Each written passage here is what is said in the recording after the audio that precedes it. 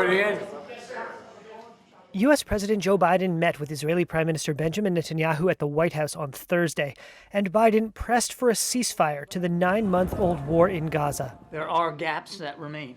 White House National Security spokesperson John Kirby said the administration was working to get both Israel and Hamas to agree to a ceasefire proposed by Biden that would halt fighting and see the release of Israeli hostages taken captive during Hamas's surprise attack on October 7th.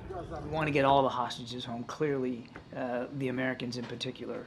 And that's why this deal is so important, Peter. And we are close.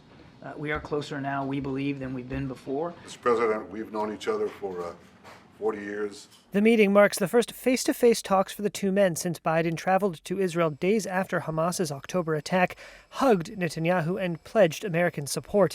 I want to thank you for 50 years of public service and 50 years of support for the state of Israel.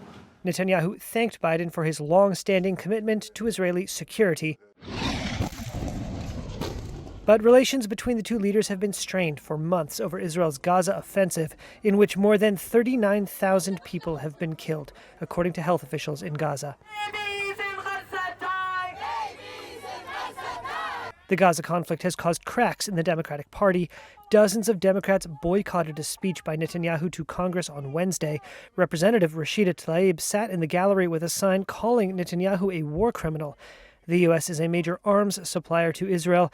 Biden took the rare step earlier this year of pausing the transfer of certain munitions it deemed inappropriate for warfare in the densely populated Gaza Strip.